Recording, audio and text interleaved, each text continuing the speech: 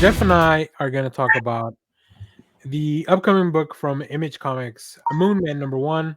This is the reason this book, I guess, we're no, not the reason we're talking about it, but one of the reasons that I found it interesting was because Kid Cudi, who obviously musician, makes he's co-writing on this book. So we'll give you a quick synopsis of this. Let me see. In this book, oh, let's talk about the creative team first. So this is written by Scott Mescudi, who's Kid Cudi's name, and Kyle Higgins, with art by Marco Locati, Igor Monti on colors, and letters by Hassan Otsmane-Elhaou. In this book, let me give you the synopsis real quick. Superstar musician Scott Kid Cudi Mescudi makes his comic debut alongside Eisner Award nominated co-writer Kyle Higgins, who's doing all the Radiant Black stuff over at Image, and breakout artist Marco Locati in the extra length first issue of the biggest book of 2024. In this book, Ramon is ready for a quiet life. Whatever went wrong on that failed moon mission, whatever happened in the missing minutes the cameras didn't capture, all he really wants to settle back down. All he really wants is to settle back down at home. But those missing minutes hold an earth-shattering secret, and with all eyes turned on him, Ramon will soon find himself becoming something the world has never seen before.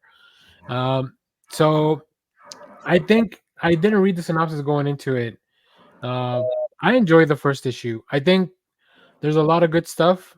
There's a lot of stuff that's maybe a little kind of convoluted, and we'll talk about it a little bit without going into any spoilers. But Jeff, what did you think of the book? Yeah, I thought it was okay. It was it sets up, so it does set up, like, I feel like there's a lot that it sets up. You get evil corporation stuff. You Mhm. get how there's nods to, like, the protest world that we kind of live in, and then there's some, how the police react to that. And there's a whole slew of world that they're trying to build in this first issue, which Mhm. feels, when Danny said convoluted, it feels like a lot that's crammed in that they probably could have sprinkled a little bit more delicately or throughout the comic as it goes on. Yeah. The artwork was good, but I found it a little bit confusing at times as to what was happening. But it's very pretty artwork. Yeah, visually is just very like I don't whatever they're trying to those otherworldly vibes and the unknown mystery, because a lot of it hinges on whatever happened to those 7 minutes, right? So this Yeah, corporation Janus, without going too deep into it, they're trying to get man back to the moon after 50 years of not doing so, of well, nobody it's being sort up of there. set up like a current day Fantastic Four. So I think the premise is really interesting because Yeah. it's rich people going to the moon, which is happening in our real life. Right. Uh, and it does kind of hint at the premise of, like, well, what if that were the Fantastic Four, kind of, sorta. And so, like, what if you gave, Jeff Bezos powers or something, which I think is eventually what we're going to get to. No, I think yeah, it's really interesting because it definitely feels a lot that like, after the book kicks off with Ramon and all the other people, they're being like poked and prodded throughout this whole book because they're trying to figure out like what happened. Right, there's 7 minutes that are unaccounted for, and that's kind of what you see in the first. So I think the pacing starts off really like when we're just focusing on that piece of the story. I think it's a lot easier to follow. Hmm. But then Hmm. you have these little like something happens and then you get this visual and you're like what the hell just happened, like why is this happening? As cool as it looks, Hmm. like something's off, right? Because Ramon is looking at the camera person that he just kind of knocked over, but also then having these like visions or like these feelings, whatever the case may be, like it's it's interesting. Like I'm at least on board with continuing to check out this book.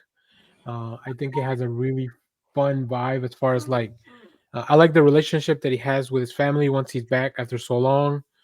I think it's his brother.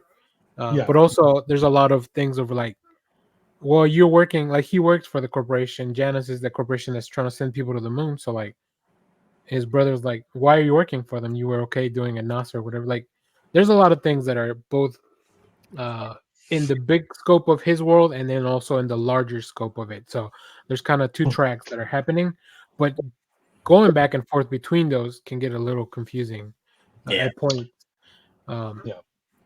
It's also there's a little bit of heavy-handedness where the two brothers dialogue, they kind of fly off the shelf really quickly at one another, where I'm just like, where did that come from?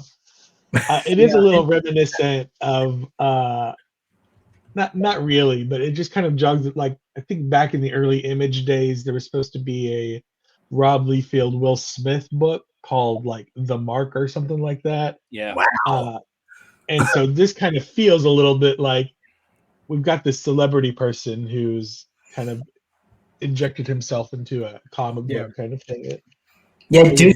Do we have a comic world term for like stunt casting? Because that, because like I thought that as well with the Paul Dano Riddler book, right? Like, let's bring in, which is in no way to say like they're bad at it. I've heard the Riddler book's really good. This sounds really compelling, but it does seem like we're gonna also hopefully maybe sell a bit more based on name recognition here. So I think it's kind of so there is a letter in the back where Scott Kid Cudi talks about like why he's doing this book. And one of the things he mentions is that he grew up reading comics. He loves superhero comics. He loves all this stuff. So like I think it's kind of now that because you can do it, maybe he wants to do it, right? Yeah, totally. That means that you always should, but in this case, like if you have the ability to do so, and bring more attention to the comic industry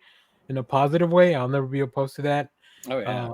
The book also has some really cool designs at the end for like all the characters, so there's really cool back matter for it. So I think overall it's a strong debut as far as like getting you hooked. But there's still definitely things that we would need to probably expand on, or hopefully they can streamline as the story goes on a little bit. And as much as I love the visuals of the art, I do hope that they can align more with what we're expecting from the story. Maybe they're not supposed to. I don't know. Interesting. But yeah, that's kind of my final thoughts on that. Jeff, did you have anything final before I show you guys these amazing variant covers? No, I don't know if it's a comic that I would definitely pick up right away. The trade might make more sense for me specifically, just to see, because it does build a very big world, and you can see kind of where it might go, and all that intrigues me. I hadn't even thought about the Fantastic Four thing of it, which you're right, like it's right there, and I just kind of missed it. Yeah, I thought that's exactly where we're going, because you had the 2 or 3 people coming off the ship or whatever at the end, and you have the guy that's like the son of the owner of the company or something, which like that's perfect kind of Doom analog, if anything. So see, I read Johnny Storm that he was just a young hothead, and I didn't. They introduce him first as a character, and then they later come back and bring up that he's the son of the thing. So, but yeah, initially I was like, oh, they're all going to get. Because they fly out to space, they lose 7 minutes, they don't know what happened to it. Yeah. But, and so far this is not related to Radiant Black, but it is being put out by the same imprint. So who knows? We'll see. Josh, I like that. I was kind of like going through my head of like celebrity. I don't know what you would call it, stunt writing. Because Amon Villani wrote Miss Marvel as well this year. Right, yeah. What's his name? He was the Penguin. Danny DeVito wrote an issue of the Penguin. Really? Yeah, I think it was like one of the anthology anniversary issues of Batman or it was the Penguin's anniversary issue, though. Okay. But, yeah. Well, isn't Patton Oswalt writing the Schlub or what? He's writing the Schlub, yeah. I mean, so he's writing Minor Threats. Oh, Minor Threats. Right. The Schlub is the Ryan Stegman book. Stegman. Okay.